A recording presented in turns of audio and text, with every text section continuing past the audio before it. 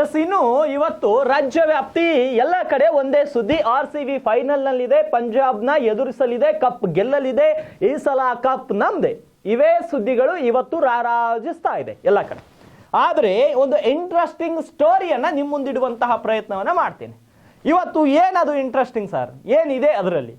ಬೆಂಗಳೂರಿನಲ್ಲಿ ಇವತ್ತು ಬೀದರ್ನ ಕಾಂಗ್ರೆಸ್ ಮುಖಂಡರೆಲ್ಲರೂ ಸಭೆಯನ್ನ ಸೇರಿದ್ದಾರೆ. ಅದೇನ್ರಿ ಕಾಮನ್ ಸರ್, ಪ್ರತಿ ಸಲ ಸಭೆ ಸೇರ್ತಾರೆ ಬೆಂಗಳೂರಲ್ಲಿ ಹೋದಾಗ, ಕೆಲಸ ಇರಲ್ಲ ಏನಿಲ್ಲ ರಾಜಕಾರಣಿಗಳಿಗೆ, ಅಲ್ಲೇ ಸಭೆ ಸೇರ್ತಾರೆ ಅಂತ. ಆದ್ರೆ ಈ ಸಭೆ ಇದು ಎರಡನೇ ಸಭೆ. ಇದಕ್ಕಿಂತಲೂ ಮೊದಲು ಕಾಂಗ್ರೆಸ್ನ ಮುಖಂಡರು ಮೊದಲೊಂದು ಸಭೆಯನ್ನ ಸೇರಿದ್ರು. ಆ ಒಂದು ಮೀಟಿಂಗ್ ಅನ್ನ ಕ್ಯಾಪಿಟಲ್ ಹೋಟೆಲ್ನಲ್ಲಿ ಮಾಡಿದ್ರು. ಇನ್ನು ಎರಡನೇ ಸಭೆ ಇವತ್ತು ಜರುಗುತ್ತೆ ರೇಡಿಷನ್ ಹೋಟೆಲ್ನಲ್ಲಿ. ಇವತ್ತಿನ ಸಭೆಯನ್ನ ಮಾಡಿದ್ದಾರೆ. ಸಭೆಯಲ್ಲಿ ಯಾರ್ಯಾರಿದ್ರು? ಸಭೆಯಲ್ಲಿದ್ರು ಮಾಜಿ ಸಚಿವ ರಾಜಶೇಖರ್ ಪಾಟೀಲ್ ಅವರಿದ್ರು, ಮನ್ನಾನ್ ಶೇಟ್ ಅವರಿದ್ರು, ಮಾಜಿ ವಿಧಾನ ಪರಿಷತ್ ಸದಸ್ಯ ಅರವಿಂದ್ ಕುಮಾರ್ ಅರಳಿ ಅವರಿದ್ರು, ಪುಂಡ್ಲಿಕ್ರಾವ್ ಇದ್ರು ಕೆಪಿಸಿಸಿ ಉಪಾಧ್ಯಕ್ಷರು, ಅದೇ ರೀತಿ ದತ್ತಾತ್ರಿ ಮೂಲ್ಗೆ ಅವರಿದ್ರು ಜಿಲ್ಲಾ ಪ್ರಧಾನ ಕಾರ್ಯದರ್ಶಿ ಕಾಂಗ್ರೆಸ್ಗೆ, ಶಂಕರ್ ರೆಡ್ಡಿ ಇದ್ರು ಹಿಂದುಳಿದ ವರ್ಗದ ಆ ಒಂದು ಸೆಲ್ನ ಮುಖ್ಯಸ್ಥರು, ಅದೇ ರೀತಿ ಅಜ್ಮದ್ ಪಟೇಲ್ ಇದ್ರು, ಹುಮ್ನಾಬಾದ್ ಕಾಂಗ್ರೆಸ್ನ ಅಧ್ಯಕ್ಷರಿದ್ರು, ಸಾಗರ್ ಸಿಂಧೆ ಇದ್ರು, ಗುಂಡು ರೆಡ್ಡಿ ಇದ್ರು, ಲಕ್ಷ್ಮಣ್ ಬುಳ್ಳಾ ಇದ್ರು, ಪಂಡಿತ್ ರಾವ್ ಚಿದ್ರಿ ಇದ್ರು. ಇವರೆಲ್ಲ ಕಾಂಗ್ರೆಸ್ನ ಕಾರ್ಯಕರ್ತರಲ್ಲ. ಇವರೆಲ್ಲ ಇವತ್ತೇನು ನಾವು ಒಂದು 70ರಿಂದ 100 ಜನ ಏನು ಅಲ್ಲಿ ಸಭೆಯಲ್ಲಿ ಇದ್ರು, ಅವ್ರು ಯಾರು ಕಾಂಗ್ರೆಸ್ ಕಾರ್ಯಕರ್ತರಲ್ಲ, ಅವರೆಲ್ಲರೂ ಕಾಂಗ್ರೆಸ್ನ ಮುಖಂಡರು. ಯಾಕೆ ಸಭೆ ಸೇರಿದ್ದಾರೆ ಇದೊಂದು ಪ್ರಶ್ನೆ ಮೂಡುತ್ತೆ. ಯಾಕೆ ಸಭೆ ಸೇರಿದ್ದಾರೆ ಅಂದ್ರೆ ಜಿಲ್ಲೆಯಲ್ಲಿ ಕಾಂಗ್ರೆಸ್ ಪಕ್ಷದ ಬಲವರ್ಧನೆಗಾಗಿ ಸಭೆ ಸೇರಿದ್ದಾರೆ ಅನ್ನೋದು ನಮಗೆ ಬಂದಂತ ಇಂಟೆಲಿಜೆನ್ಸ್. ಹೌದು, ಯಾಕೆ ಸಭೆ ಸೇರಿದ್ರು? ಈಗ ಲಿಂಗಾಯತರಲ್ಲಿ ಕೆಲವೊಂದು ನಾಯಕರು ಗುರುತಿಸ್ಕೊಳ್ತಾರೆ. ಅದರಲ್ಲಿ ಅಶೋಕ್ ಖೇಣಿ ಕೂಡ ಒಬ್ರು. ಅಶೋಕ್ ಖೇಣಿ ಕಳೆದ ಮೊದಲನೇ ಸಭೆಗೆ ಹಾಜರಿದ್ರು, ಆದ್ರೆ ಇವತ್ತಿನ ಸಭೆಗೆ ಅವ್ರು ಹಾಜರ್ ಇರಲಿಲ್ಲ. ಬಹುಶಃ ಏನಾದ್ರು ಅವ್ರಿಗೆ ಕಾಲ್ ಬಂತು, ಯಾರ್ದೋ ಪ್ರಭಾವಕ್ಕೆ ಮಾಡಿದ್ರು, ಅದು ದೇವರೇ ಬಲ್ರು. ಆದ್ರೆ ನಾವಂತೂ ಊಹಾಪೋಹದ ಸುದ್ದಿಗಳು ಹೇಳಲಿಕ್ಕೆ ಆಗಲ್ಲ. ಆದ್ರೆ ಮೊದಲನೇ ಸಭೆಯಲ್ಲಿ ಅವರಿದ್ರು. ಯಾಕೆ ಈ ಒಂದು ಸಭೆಯನ್ನ ಮಾಡಲಾಗಿತ್ತು ಅಂತ ನಾವು ಒಂದು ಆಪ್ತ ಮೂಲಗಳಿಂದ ಮಾಹಿತಿಯನ್ನ ಪಡೆದುಕೊಂಡಾಗ ಒಂದು ವಿಷಯದಲ್ಲಿ ಸ್ಪಷ್ಟವಾಗಿತ್ತು. ಏನು? ಜಿಲ್ಲೆಯಲ್ಲಿನ ಅಧಿಕಾರಿಗಳು ಕಳೆದ ಏನು ಬಿಜೆಪಿ ಸರ್ಕಾರದಲ್ಲಿದ್ದ ಅಧಿಕಾರಿಗಳು ಹಾಗೆಯೇ ಕಂಟಿನ್ಯೂ ಆಗಿದ್ದಾರೆ ಎಲ್ಲ ಕ್ಷೇತ್ರಗಳಲ್ಲಿ. ಅವರಿಗೆ ಟ್ರಾನ್ಸ್ಫರ್ ಅನ್ನೋದೇ ಗೊತ್ತಿಲ್ಲ, ವರ್ಗಾವಣೆ ಅನ್ನೋದೇ ಗೊತ್ತಿಲ್ಲ. ಬಹುತೇಕ 75% ಅಧಿಕಾರಿಗಳು ಕಾಂಗ್ರೆಸ್ ಸರ್ಕಾರ ಬಂದಾಗ ಅಧಿಕಾರಿಗಳ ವರ್ಗಾವಣೆ ಇದು ಸರ್ವಸಾಮಾನ್ಯ, ಎಲ್ರಿಗೂ ಗೊತ್ತಿದೆ. ಇದು ಅಫಿಷಿಯಲೋ ಅನ್ಅಫಿಷಿಯಲೋ ನಾನು ಹೇಳಲ್ಲ, ಆದ್ರೆ ಸರ್ಕಾರ ಬಂದಾಗ ಮಾತ್ರ ಅಧಿಕಾರಿಗಳ ವರ್ಗಾವಣೆ ಆಗೇ ಆಗುತ್ತೆ. ಬಹುಶಃ 80% ಅಧಿಕಾರಿಗಳ ವರ್ಗಾವಣೆ ಆಗಿದೆ, ಆಗುತ್ತೆ, ಮುಂದೆ ಕೂಡ ಆಗಬಹುದು. ಇದು ನಾನು ಅಫಿಷಿಯಲ್ ಅನ್ಅಫಿಷಿಯಲ್ ಅಂತ ನಾನು ಜಡ್ಜ್ ಮಾಡ್ತಾ ಇಲ್ಲ, ಬಹುಶಃ ಹಿಂಗೆ ಆಗ್ತಾನೆ ಬಂದಿರೋದು. ನಾನು ಯಾವತ್ತಿನಿಂದ ರಾಜಕಾರಣವನ್ನ ನೋಡ್ತಾ ಇದ್ದೀನಿ, ಅಲ್ಲಿಂದ ಹಿಂಗೆ ಆಗ್ತಾ ಇದೆ. ಆದ್ರೆ ಈ ಕಾಂಗ್ರೆಸ್ ಸರ್ಕಾರ ಬಂದ ಮೇಲೆ ಜಿಲ್ಲೆಗೆ ಇದ್ರು ಪುಂಡ್ಲಿಕ್ರಾವ್ ಇದ್ರು ಕೆಪಿಸಿಸಿ ಉಪಾಧ್ಯಕ್ಷರು, ಅದೇ ರೀತಿ ದತ್ತಾತ್ರಿ ಮೂಲ್ಗೆ ಅವರಿದ್ರು ಜಿಲ್ಲಾ ಪ್ರಧಾನ ಕಾರ್ಯದರ್ಶಿ ಕಾಂಗ್ರೆಸ್ಗೆ, ಶಂಕರ್ ರೆಡ್ಡಿ ಇದ್ರು ಹಿಂದುಳಿದ ವರ್ಗದ ಆ ಒಂದು ಸೆಲ್ನ ಮುಖ್ಯಸ್ಥರು, ಅದೇ ರೀತಿ ಅಜ್ಮದ್ ಪಟೇಲ್ ಇದ್ರು, ಹುಮ್ನಾಬಾದ್ ಕಾಂಗ್ರೆಸ್ನ ಅಧ್ಯಕ್ಷರಿದ್ರು, ಸಾಗರ್ ಸಿಂಧೆ ಇದ್ರು, ಗುಂಡು ರೆಡ್ಡಿ ಇದ್ರು, ಲಕ್ಷ್ಮಣ್ ಬುಳ್ಳಾ ಇದ್ರು, ಪಂಡಿತ್ ರಾವ್ ಚಿದ್ರಿ ಇದ್ರು. ಇವರೆಲ್ಲ ಕಾಂಗ್ರೆಸ್ನ ಕಾರ್ಯಕರ್ತರಲ್ಲ. ಇವರೆಲ್ಲ ಇವತ್ತೇನು ನಾವು ಒಂದು 70ರಿಂದ 100 ಜನ ಏನು ಅಲ್ಲಿ ಸಭೆಯಲ್ಲಿ ಇದ್ರು, ಅವ್ರು ಯಾರು ಕಾಂಗ್ರೆಸ್ ಕಾರ್ಯಕರ್ತರಲ್ಲ, ಅವರೆಲ್ಲರೂ ಕಾಂಗ್ರೆಸ್ನ ಮುಖಂಡರು. ಯಾಕೆ ಸಭೆ ಸೇರಿದ್ದಾರೆ ಇದೊಂದು ಪ್ರಶ್ನೆ ಮೂಡುತ್ತೆ. ಯಾಕೆ ಸಭೆ ಸೇರಿದ್ದಾರೆ ಅಂದ್ರೆ ಜಿಲ್ಲೆಯಲ್ಲಿ ಕಾಂಗ್ರೆಸ್ ಪಕ್ಷದ ಬಲವರ್ಧನೆಗಾಗಿ ಸಭೆ ಸೇರಿದ್ದಾರೆ ಅನ್ನೋದು ನಮಗೆ ಬಂದಂತ ಇಂಟೆಲಿಜೆನ್ಸ್. ಹೌದು, ಯಾಕೆ ಸಭೆ ಸೇರಿದ್ರು? ಈಗ ಲಿಂಗಾಯತರಲ್ಲಿ ಕೆಲವೊಂದು ನಾಯಕರು ಗುರುತಿಸ್ಕೊಳ್ತಾರೆ. ಅದರಲ್ಲಿ ಅಶೋಕ್ ಖೇಣಿ ಕೂಡ ಒಬ್ರು. ಅಶೋಕ್ ಖೇಣಿ ಕಳೆದ ಮೊದಲನೇ ಸಭೆಗೆ ಹಾಜರಿದ್ರು, ಆದ್ರೆ ಇವತ್ತಿನ ಸಭೆಗೆ ಅವ್ರು ಹಾಜರ್ ಇರಲಿಲ್ಲ. ಬಹುಶಃ ಏನಾದ್ರು ಅವ್ರಿಗೆ ಕಾಲ್ ಬಂತು, ಯಾರ್ದೋ ಪ್ರಭಾವಕ್ಕೆ ಮಾಡಿದ್ರು, ಅದು ದೇವರೇ ಬಲ್ರು. ಆದ್ರೆ ನಾವಂತೂ ಊಹಾಪೋಹದ ಸುದ್ದಿಗಳು ಹೇಳಲಿಕ್ಕೆ ಆಗಲ್ಲ. ಆದ್ರೆ ಮೊದಲನೇ ಸಭೆಯಲ್ಲಿ ಅವರಿದ್ರು. ಯಾಕೆ ಈ ಒಂದು ಸಭೆಯನ್ನ ಮಾಡಲಾಗಿತ್ತು ಅಂತ ನಾವು ಒಂದು ಆಪ್ತ ಮೂಲಗಳಿಂದ ಮಾಹಿತಿಯನ್ನ ಪಡೆದುಕೊಂಡಾಗ ಒಂದು ವಿಷಯದಲ್ಲಿ ಸ್ಪಷ್ಟವಾಗಿತ್ತು. ಏನು?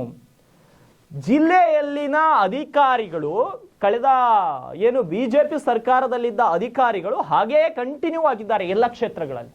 ಅವರಿಗೆ ಟ್ರಾನ್ಸ್ಫರ್ ಅನ್ನೋದೇ ಗೊತ್ತಿಲ್ಲ, ವರ್ಗಾವಣೆ ಅನ್ನೋದೇ ಗೊತ್ತಿಲ್ಲ. ಬಹುತೇಕ 75% ಅಧಿಕಾರಿಗಳು ಕಾಂಗ್ರೆಸ್ ಸರ್ಕಾರ ಬಂದಾಗ ಅಧಿಕಾರಿಗಳ ವರ್ಗಾವಣೆ ಇದು ಸರ್ವಸಾಮಾನ್ಯ, ಎಲ್ರಿಗೂ ಗೊತ್ತಿದೆ. ಇದು ಅಫಿಷಿಯಲೋ ಅನ್ಅಫಿಷಿಯಲೋ ನಾನು ಹೇಳಲ್ಲ, ಆದ್ರೆ ಸರ್ಕಾರ ಬಂದಾಗ ಮಾತ್ರ ಅಧಿಕಾರಿಗಳ ವರ್ಗಾವಣೆ ಆಗೇ ಆಗುತ್ತೆ. ಬಹುಶಃ 80% ಅಧಿಕಾರಿಗಳ ವರ್ಗಾವಣೆ ಆಗಿದೆ, ಆಗುತ್ತೆ, ಮುಂದೆ ಕೂಡ ಆಗಬಹುದು. ಇದು ನಾನು ಅಫಿಷಿಯಲ್ ಅನ್ಅಫಿಷಿಯಲ್ ಅಂತ ನಾನು ಜಡ್ಜ್ ಮಾಡ್ತಾ ಇಲ್ಲ, ಬಹುಶಃ ಹಿಂಗೆ ಆಗ್ತಾನೆ ಬಂದಿರೋದು. ನಾನು ಯಾವತ್ತಿನಿಂದ ರಾಜಕಾರಣವನ್ನ ನೋಡ್ತಾ ಇದ್ದೀನಿ, ಅಲ್ಲಿಂದ ಹಿಂಗೆ ಆಗ್ತಾ ಇದೆ. ಆದ್ರೆ ಈ ಕಾಂಗ್ರೆಸ್ ಸರ್ಕಾರ ಬಂದ ಮೇಲೆ ಜಿಲ್ಲೆಗೆ 2 ಸಚಿವರಾಗ್ತಾರೆ. ಒಬ್ರು ರಹೀಂ ಖಾನ್, ಇನ್ನೊಬ್ರು ಈಶ್ವರ್ ಖಂಡ್ರೆ. ಈಶ್ವರ್ ಖಂಡ್ರೆ ಅವರಿಗೆ ಅರಣ್ಯ ಖಾತೆಯ ಜೊತೆಗೆ ಬೀದರ್ ಜಿಲ್ಲಾ ಉಸ್ತುವಾರಿಯನ್ನ ಕೊಡಲಾಗುತ್ತೆ. ರಹೀಂ ಖಾನ್ ಅವರಿಗೆ ಪೌರಾಡಳಿತ ಇಲಾಖೆಯನ್ನ ಕೊಡಲಾಗುತ್ತೆ.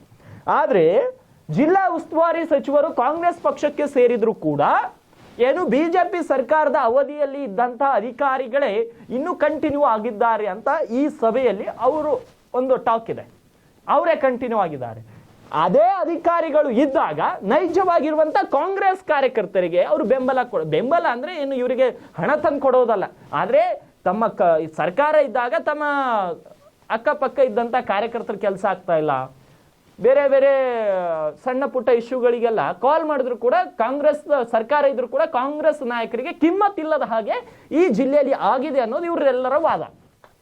ಹೌದು, ಅದೇ ರೀತಿಯ ಪರಿಸ್ಥಿತಿ ಕೂಡ ಬೀದರಲ್ಲಿ ಕಾಣಿಸ್ತಾ ಇದೆ. ವಿರೋಧ ಪಕ್ಷದಲ್ಲಿದ್ದಂತಹ ಬಿಜೆಪಿ ಸ್ನೇಹಪರವಾಗಿ ನಡ್ಕೊಂಡು ಹೋಗ್ತಾ ಇದೆ. ಕಾಂಗ್ರೆಸ್ದವ್ರು ಮಾತ್ರ ಕಾಂಗ್ರೆಸ್ ಸರ್ಕಾರವನ್ನೇ ವಿರೋಧ ಮಾಡ್ಕೊಂತ ಹೋಗುವಂತ ಲಕ್ಷಣಗಳು ಸ್ಪಷ್ಟವಾಗಿ ಕಾಣಿಸ್ತಾ ಇದೆ. ಇಲ್ಲಿಯ ತನಕ ಬೀದರ್ನಲ್ಲಿ ಬಿಜೆಪಿಯ ಮುಖಂಡರು ಎಲ್ಲರೂ ಒಗ್ಗಟ್ಟಿಗೆ ಸೇರಿ, ಹೌದು, ಡಾಕ್ಟರ್ ಸಿದ್ಲಿಂಗಪ್ಪ ಪಾಟೀಲ್ ಇರ್ಬೋದು, ಶರಣು ಸಲ್ಗಾರ್ ಅವರು ಇರ್ಬೋದು, ಎಲ್ಲರೂ ಇದ್ದಾರೆ.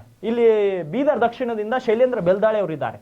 ಆದ್ರೆ ಇವ್ರು 4 ಜನ, ಮಾಜಿ ಸಂಸದ ಭಗವಂತ ಖೋಬಾ ಮತ್ತೆ ರಘುನಾಥ್ ಮಲ್ಕಾಪುರಿ ಅವರು ಇದ್ದಾರೆ. ಇವರೆಲ್ಲರೂ ಕೂಡ ಇಲ್ಲಿ ತನಕ ಒಗ್ಗಟ್ಟಿನ ಹೋರಾಟ ಮಾಡಿದ್ದನ್ನ ನೋಡೇ ಇಲ್ಲ. ಕೇವಲ ಭಗವಂತ ಖೋಬಾ ಮಾತ್ರ ಏಕಾಂಗಿಯಾಗಿ ಹೋರಾಟ ಮಾಡ್ತಾ ಇದ್ದಾರೆ ಕಾಂಗ್ರೆಸ್ ಸರ್ಕಾರವನ್ನ ಎದುರಿಸಲು ಮತ್ತು ಈಶ್ವರ್ ಖಂಡ್ರೆ ಅವರನ್ನ ಎದುರಿಸಲು. ಇನ್ನುಳಿದವ್ರು ಯಾಕೆ ಸೈಲೆಂಟ್ ಇದಾರೋ ಅದು ದೇವರೇ ಬಲ್ರು.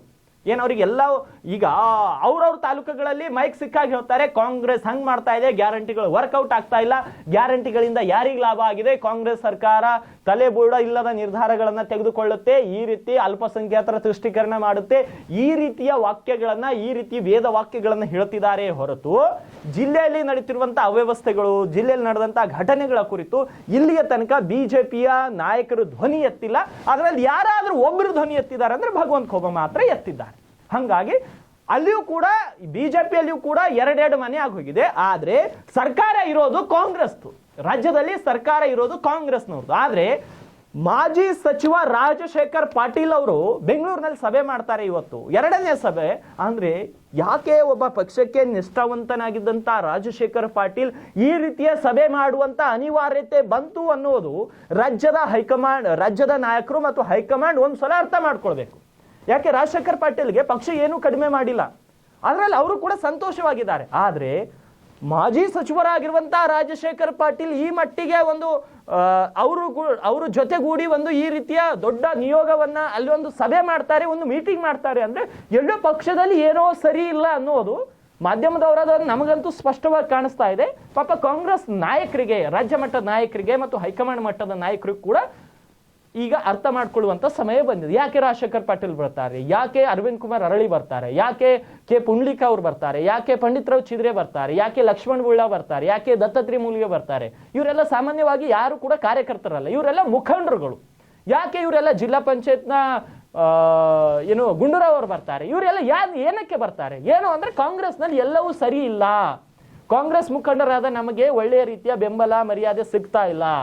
ಇದೇ ರೀತಿಯ ವಾತಾವರಣ ಮುಂದುವರೆದ್ರೆ ಮುಂದೆ ಜಿಲ್ಲಾ ಪಂಚಾಯತ್, ತಾಲೂಕ್ ಪಂಚಾಯತ್ ಚುನಾವಣೆಗಳಲ್ಲಿ ಕಾಂಗ್ರೆಸ್ಗೆ ಹಿನ್ನಡೆ ಆಗುತ್ತೆ. ಅದೇ ಕಾರಣಕ್ಕೆ ಇವರೆಲ್ಲ ಇವತ್ತು ಸಭೆ ಸೇರಿದ್ದಾರೆ. ಆಪ್ತ ಮೂಲಗಳಿಂದ ಸಾಕಷ್ಟು ಮಾಹಿತಿ ದೊರೀತಾ ಇದೆ. ಆದ್ರೆ ಅಲ್ಲಿ ಒಂದಿರುವಂತಹ ಸ್ಪಷ್ಟ ಉದ್ದೇಶ ಏನಂದ್ರೆ, ಈಗ ಅಲ್ಲಿ ಎಲ್ಲರೂ ಮೀಟಿಂಗ್ ಸೇರಿದ್ದು. ಮನ್ನನ್ ಶೇಟ್ ಇದ್ದಾರೆ, ಈಗ ಅಲ್ಪಸಂಖ್ಯಾತರ ವಿಭಾಗದಿಂದ ನೋಡಿದ್ರೆ ಮನ್ನನ್ ಶೇಟ್ ಅವರು ಕೂಡ ಇದ್ದಾರೆ. ಅಂದ್ರೆ ಇಲ್ಲಿ ಏನ್ ಆಗ್ತಾ ಇದೆ ಅಂತ ನಾವು ನೋಡೋದಾದ್ರೆ, ಪ್ರಸ್ತುತ ಬೀದರ್ ಜಿಲ್ಲೆಯಲ್ಲಿ ಯಾರು ಜಿಲ್ಲಾ ಉಸ್ತುವಾರಿ ಸಚಿವರಿದ್ದಾರೋ, ಯಾರು ಪೌರಾಡಳಿತ ಸಚಿವರಿದ್ದಾರೋ, ಮತ್ತೆ ಬೇರೆ ಬೇರೆ ಕ್ಷೇತ್ರಗಳಲ್ಲಿ ಬಿಜೆಪಿಯ ಶಾಸಕರಿದ್ದಾರೋ, ಅಲ್ಲಿ ಬಿಜೆಪಿ ಶಾಸಕರು ಹೇಳಿದಂತ ಏನ್ ಹೇಳ್ತಾರೋ ಅದನ್ನೇ ಅಧಿಕಾರಿಗಳು ಕೇಳ್ತಾ ಇದ್ದಾರೆ. ಕಾಂಗ್ರೆಸ್ನವರಿಗೆ ನೆಗ್ಲೆಕ್ಟ್ ಅನ್ನ ಮಾಡಲಾಗ್ತಾ ಇದೆ. ಯಾಕಂದ್ರೆ ಬೀದರ್ ಜಿಲ್ಲೆಯಲ್ಲಿ ಮೆಜಾರಿಟಿಯಲ್ಲಿ ಇರೋದು ಬಿಜೆಪಿಗರು. ಶೈಲೇಂದ್ರ ಬೆಲ್ದಾಳೆ, ಪ್ರಭು ಚವ್ಹಾಣ್, ಶರಣು ಸಲ್ಗಾರ್, ಡಾಕ್ಟರ್ ಸಿದ್ಲಿಂಗಪ್ಪ ಪಾಟೀಲ್ 4 ಕ್ಷೇತ್ರಗಳಲ್ಲಿ ಬಿಜೆಪಿಯ ಶಾಸಕರಿದ್ದಾರೆ.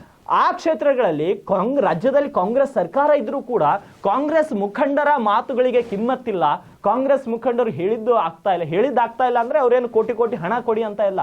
ಅಂದ್ರೆ ತಮ್ಮ ಕಾರ್ಯಕರ್ತರಿಗೆ, ಜನಸಾಮಾನ್ಯರಿಗೆ ಯಾವ್ದಾದ್ರು ಸಣ್ಣ ಪುಟ್ಟ ಕೆಲಸ ಮಾಡಿಸ್ಕೊಳ್ಬೇಕಾದ್ರೂ ಪರದಾಟವನ್ನ ಮಾಡುವಂತ ಪರಿಸ್ಥಿತಿ ನಡೀತಾ ಇದೆ.